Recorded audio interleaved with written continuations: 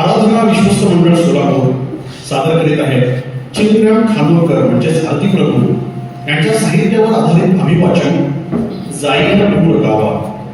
जाईन दूर गावा. या प्रतिभावंताचा जन्म 8 मार्च 1930 या दिवशी कोकणातल्या बागलांची राई या त्यांच्या आजोळी झाला. बागलांची राई, कुडाळ, बोचरे, बेंगुर्ले, सावंतवाडी अशा गावामधून खास कोकणच्या मातीतच खानोलकर लहानाचे मोठे झाले. या लाल मातीवर, इथल्या निसर्गावर त्यांनी मनापासून प्रेम केलं.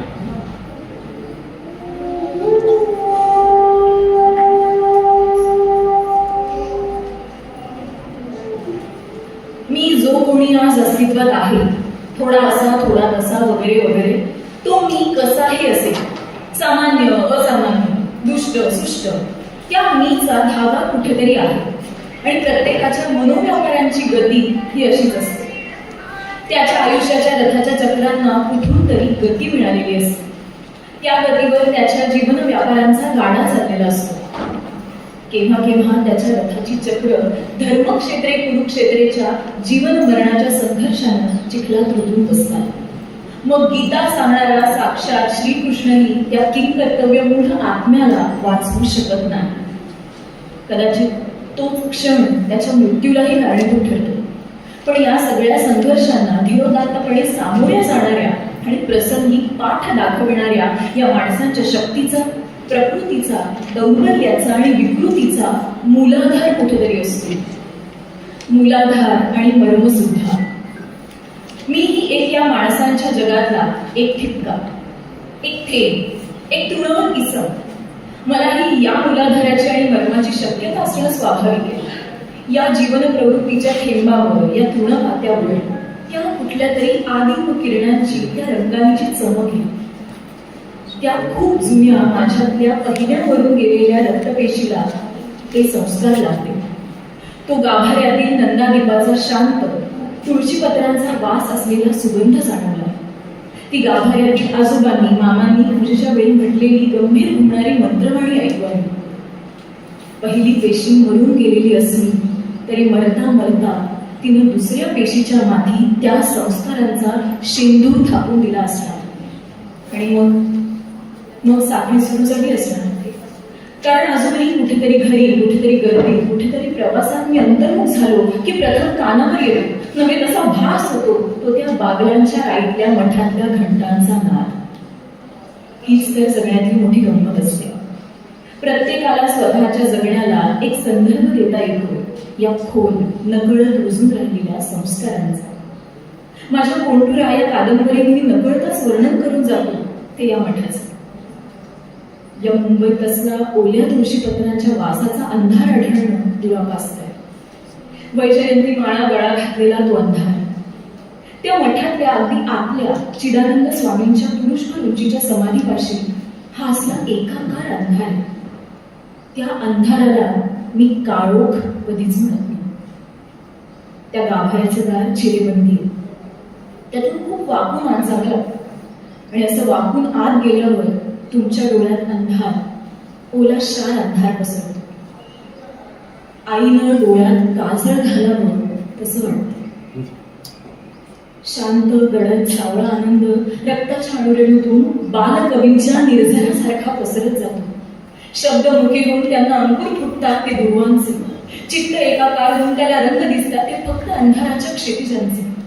हात जोडले जातात आपोआप आणि तुमच्या आत्म्याला गजरे पडतात ते मोगरा फुलला या ज्ञानेशांच्या गीतमयी तल्लीनतेचे.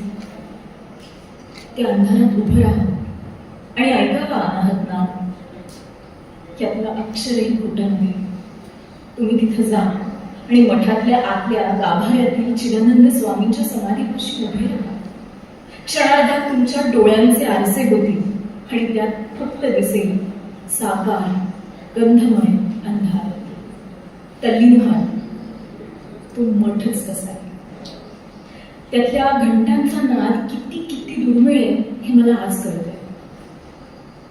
वाटतं संगीताचा जन्म अशाच कुठल्या तरी एखाद्या अंधार मंदिरानं भरलेल्या मठाच्या गाभाऱ्यातच झाला नसेल ना. कुमार कुमार गंधर्वांची भजनं ऐकताना कुमारांचा आर्त अदृश्याला हाक देणारा आवाज कानावर आला की मला आजही वाटतं मी त्या मठाच्या गाभाऱ्यात उभा आहे. माझं सगळं बालपण इथून संस्कार घेऊन संपलं. तो मठाच्या गाभाऱ्यातला अंधार, त्याला असलेला तुळशीपत्रांचा वास, तो घंटानाद, तो न सळसळणारा पिंपळ योगी, यातून माझ्यातल्या मीची घटस्थापना झाली. आता तिथले दादा मामाही गेले मुंबईतल्या एका इस्पितळात, पण मृत्यूपूर्वी संध्या करून गेले. त्यांनीच लहानपणी माझी समजावणी केली होती.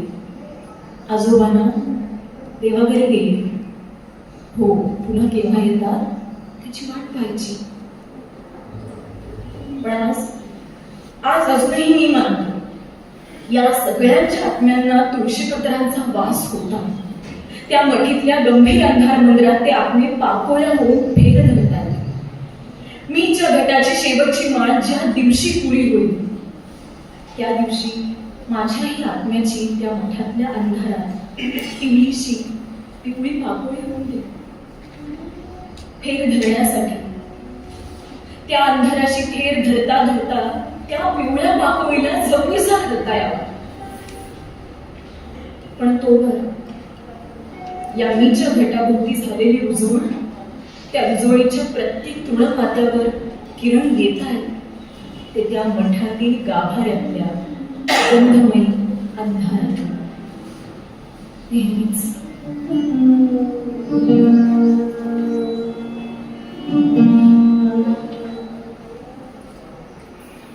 या माझ्या अजाण कवितेचा अपमान का करता बाबा? का प्रेम हवंय का या कवितेचं? मग ते मागून मिळणार आहे का तुम्हाला? खूप काही द्यावं लागेल त्यासाठी. काय काय द्यावं?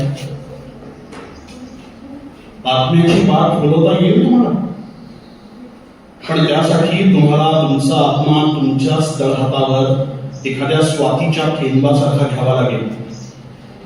पण त्यासाठी तुमचे हात तुम्हाला चांदण्याहून पारदर्शक करावे लागतील. करा. या माझ्या कवितेपासून मी तिच्या जवळ असून दूर असतो. ती भीत स्पर्श करतो तेव्हा तिचे डोळे पाण्यासारखे चमकतात. ढवळून जातात त्यातले रान चिमणे विभ्राम. ती एका पोक्त कलेने प्रौढ होते. या कवितेच्या मुलायम केसांवरून सरकून जातात श्याम घनातले मंद संधी प्रकाश. वाटतं की ती आताच उभीच्या उभी निसटून जाणार आहे दोन आर्त स्वरांच्या मधल्याच रिकाम्या स्वर्गात.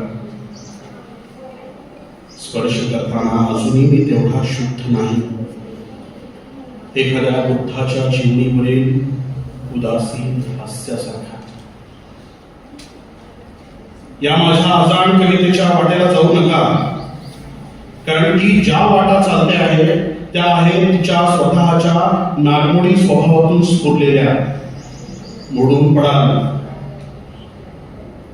तिच्या नावाचा जप करायचा असेल तर त्यासाठी तुम्हाला तुमच्या कण्यांच्या मणक्यांचे रुद्राक्षमणी होऊन जपमाळ करावी लागेल आणि श्वास विश्वासांचा करावा लागेल कमंडलू. पसरावे लागेल संज्ञेचे व्याघ्र चर्म. आहे तयारी? जा जा आपल्या वाटा पुढकी ताऱ्या वाटेने. तिला पाहायचे डोळे प्रथम मिळवा. मगच पहा तिच्याकडे डोके वर उचलून. ती भुक्ती जे जे काही त्यातल्या तिळ मात्र ही वेदना तुम्हाला सोसायच्या नाही. मी स्वतः पाहतोय स्वतःच्याच कवितेला एखाद्या पेटलेल्या दिव्याप्रमाणे दूर ठेवून.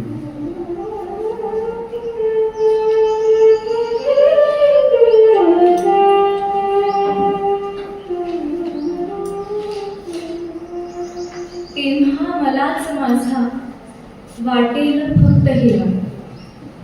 तेव्हा मलाच माझा वाटेल फक्त हेवा. घरदार टाकून मी जाईन दूर गाव.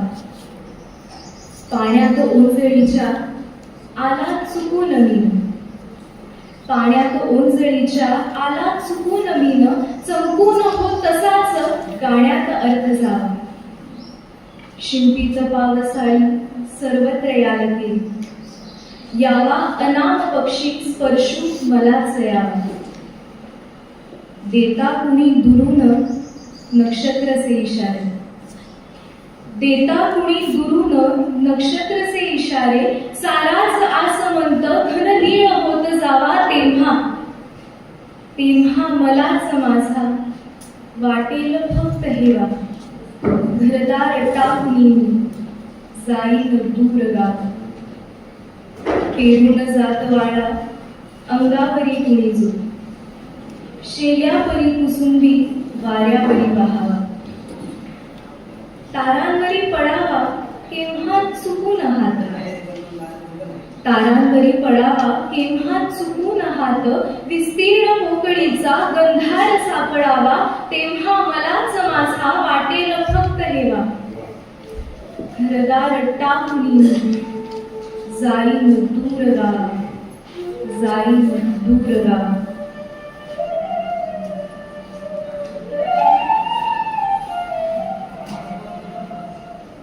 कसे कसे हसायचे, हसायचे आहे मला. हसतच वेड्या जीवा थोपटीत थोपटीत फुंकायाचा आहे दिवा.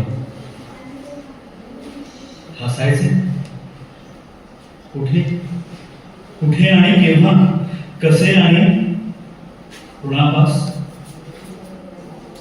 इथे भोळ्या कळ्यांनाही आसवांचा येतो वास, इथे भोळ्या कळ्यांनाही आसवांचा येतो वास.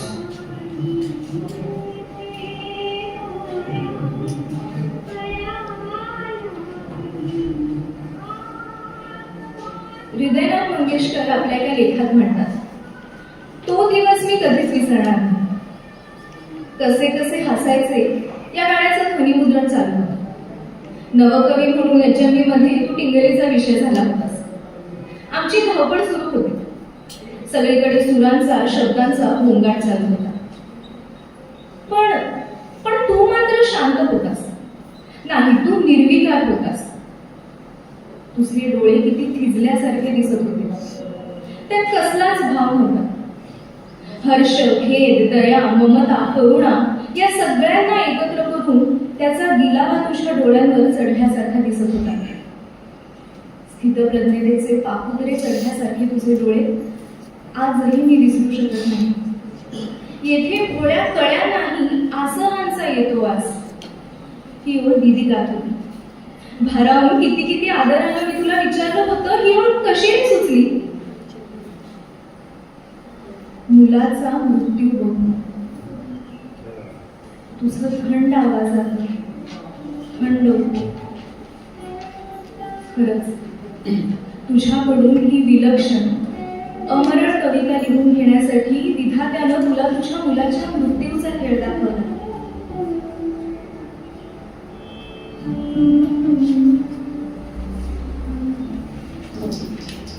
ही निकामी अज्ञता का, दाद द्या आणि शुद्ध व्हा. सूर आम्ही चोरीतो का, चोरीता का व्हावा. मैफलीची साथ आम्हा दैव योगे लाभली. ज्ञा तुम्ही कामे घराला फूल किंवा पाकळी. दाद देणे हेही गाण्याहून आहे दुर्घट. गुंफणे गजरे दवाचे आणि वायूचे घट. नम्र व्हा आणि सूर जाणा.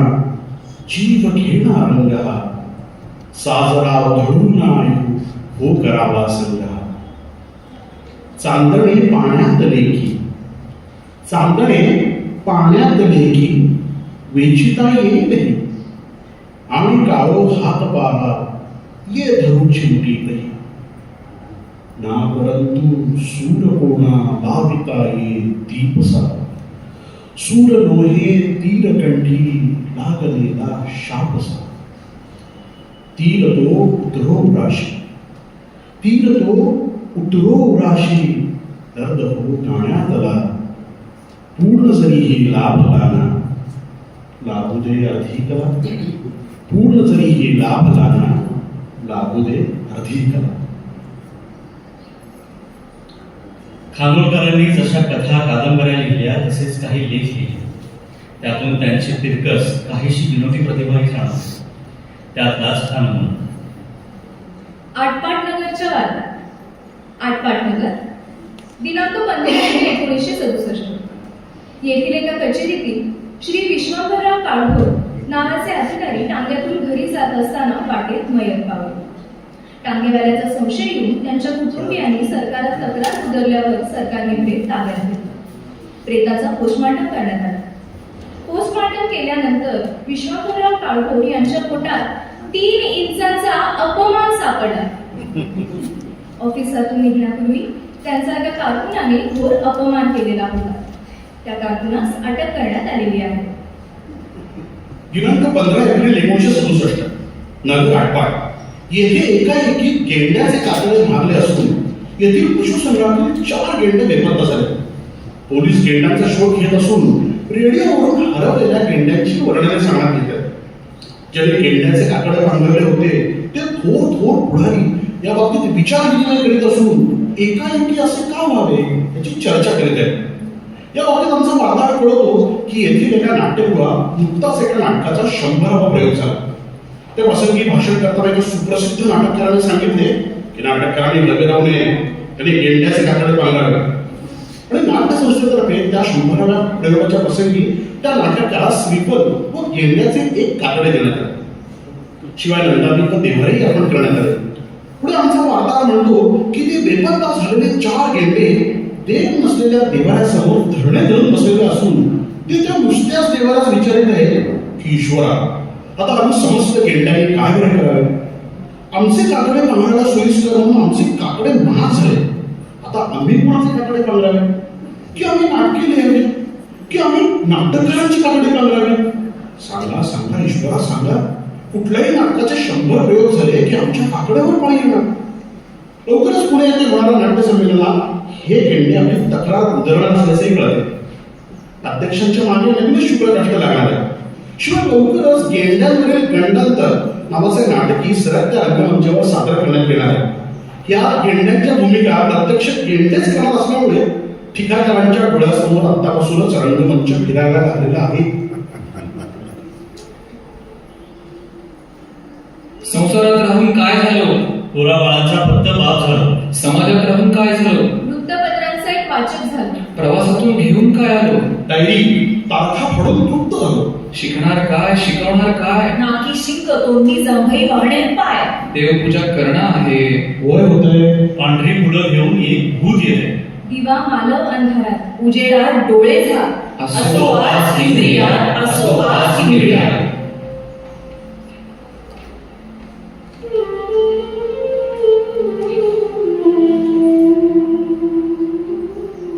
खानोलकर आपल्या शैलीमध्ये आणि भाषेमध्ये पावलोपावली प्रयोग करताना दिसतात.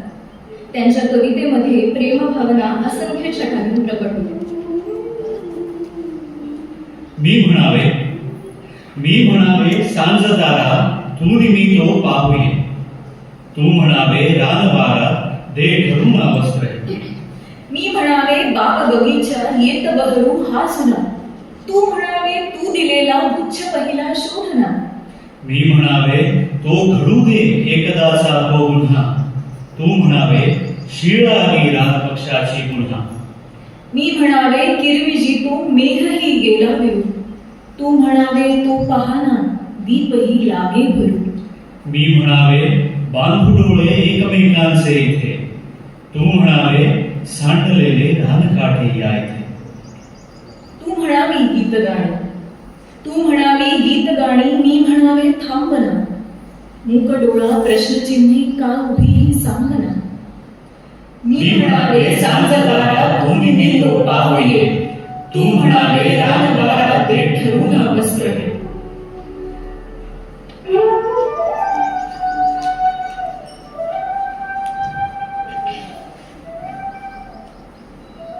झाला सूर्यास्त राणी खोल पाणी जात असे.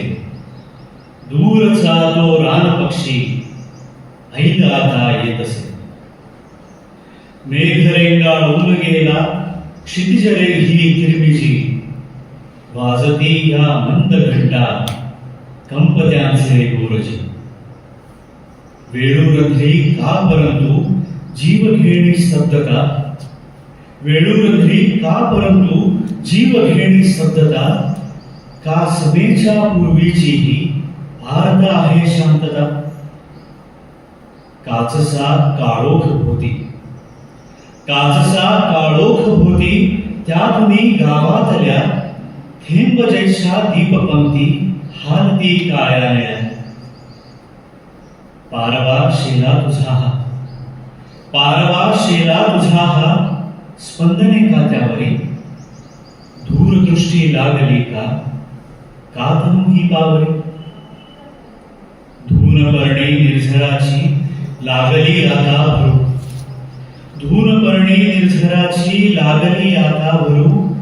नेत्र का उथंबले ग हात हाती ये धरू. जाहला सूर्यास्त आणि खोल पाणी जात असे. दूरचा तो लहान पक्षी ऐल आता येत असे. ऐल आता येत असे.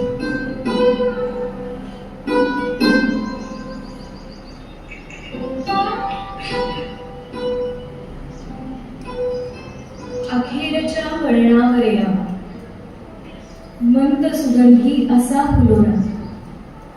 थकले पाऊल सहज उठावे आणि सरावा प्रवास सारा. ही कविता ऐकून केएम रुग्णालयामध्ये डॉक्टर देवल खानोलकरांना म्हणाले, असं दुःखाचा सूर का? तुमच्या इतक्या छान कविता आम्ही ऐकल्यात. उद्या तुम्हाला आवडेल असं काहीतरी देतो. असं म्हणणारे खानोलकर दूरच्या प्रवासाला निघून गेले. वयाच्या अवघ्या 46व्या वर्षी आरती प्रभूंनी जेव्हा नक्षत्रलोकी प्रस्थान केलं त्यावेळी समकालीन मराठी कवींचे शब्दही त्यांच्या आठवणीत भळाभळा वाहू लागले. यापैकी 2 महत्वाचे कवी म्हणजे ग्रेस आणि सदानंद रेगे. ग्रेस आणि रेगे यांच्या कविता म्हणजे आरती प्रभूंची शब्दरूपी स्मारकच आहे.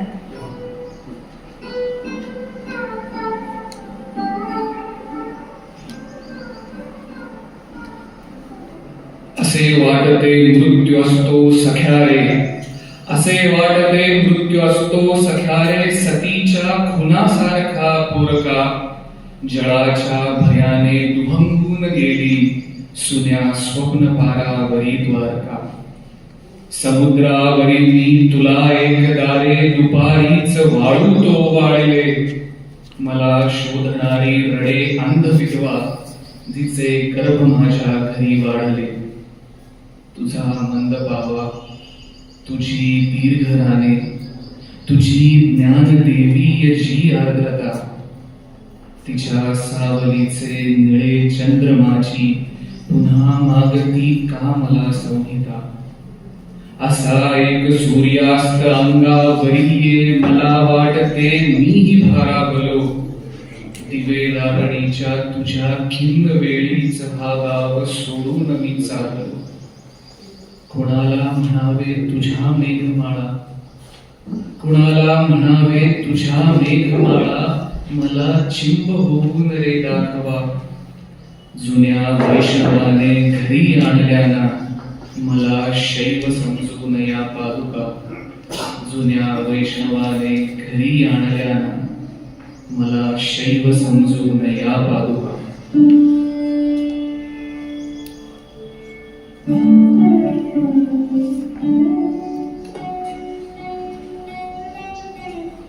प्रस्थान ठेवलंस तुझं तूच कोणा एके अकाळी. तेव्हा कुठं आम्हाला आकळलं आमच्यात होतास तू कोणा एके काळी. असावं तसा गोत्याचा नमता असून नसल्यागत नक्षत्राला उगीच तडा केल्यागत. पण ज्या अर्थी आता जाणं झालंच आहे तुझं त्या अर्थी आम्हालाही उरकायला हवीत कामं तुझ्या संबंधीची. अधूनमधून आपापल्या माणसांची श्राद्ध केलेली बरी असतात. तेवढाच वेळ मजेत जातो. ती तेवढ्या जीवनाच्या कक्षा वगैरे रुंदावतात. त्या जगडगळा होतात. ती नक्षत्रांची सावली त्यांवर पडेनाशी होते. तू कोण होतास? कवी, कथालेखक, नाटककार? खरं सांगून तू होतास अनाड्यातला अनाडी. कोणत्या वेळी मरण सोयीचं असतं हेही तर तुला कधी कळलं नाही. 12:15 रात्रीचे. ही काय वेळ झाली? ती वेळ असते ग्रीन रूम मध्ये दहीभात जेवायची. तू गेलास तो सबंध दिवस तुझी पुस्तकं धुंडाळण्यात गेला. असाच एखादा दिवस सबंध उगवतो आणि असाच एखादा दिवस काहीतरी धुंडाळण्यात घालवावा लागतो. मग तुझ्यातला स्पार्क कुठे दिसतो का ते पाहण्यात थोडा वेळ गेला. खानोलकराची ताकद विलक्षण, पण समज मात्र मेल्याला काडीची नव्हती. त्याला अखेरपर्यंत नाटकाचा फार्मच गावला नाही बघा. चिंद्रे, आज केवढी मोठी सोयी घेतलीये पहा. तुझ्यासाठी, तुझा जोगवा मागण्यासाठी. जन्मभर आम्ही तुला पुढच्या घरी पाठवलं. आज दारास नसलेल्या आमच्या दारासमोर आम्हीच उभे आहोत. आंधळ्याला पैसा दे भगवान, यातला आंधळा म्हणजे तू. उभा जन्म दुसऱ्यांसाठी जळण्यात घालवणारा तू पागल फकीर. स्वतःच्या पायाखाली काय जळत होतं हे मात्र तुला कधीच दिसलं नाही. हापिसातनं घरी जाताना आज लोक खास तुझ्यासाठी इथं आलेत. तुझे शब्द तुझ्याच आवाजात ऐकायला. आज तुझ्यासाठी आम्ही जोगवा मागणार आहोत. मी चाणीसारखी एरवी बुजणारी ही बुजक बाहुली तुला नक्षत्रांचं देणं देणार आहे. एक मात्र नक्की, तुझा पुतळा करणे इतके पैसे आमच्याशी नाहीत. वस्तूंच्या किमती या देशात उतरायला लागल्या असल्या तरी तुझ्या त्या लेंग्या शब्दाला किती ब्रॉन्झ लागेल. पण आम्ही तुझ्यासाठी मराठी माणसाच्याच उंची इतका चबुतरा नक्कीच उभारू. तुला वेळ मिळेल तेव्हा आणि तुझी लहर लागलीच तर ये निराहा साधी उभा त्या चबुतऱ्यावर. नुसताच पाहत निरभ्र आकाशाकडे. कधीतरी कोणा एकेकाळी एखादं तरी पाखरू येईल नी म्हणेन, ये रे घना, ये रे घना. तो घर तुझ्या मनाला ठाऊ घालीपर्यंत. Good night sweet prince.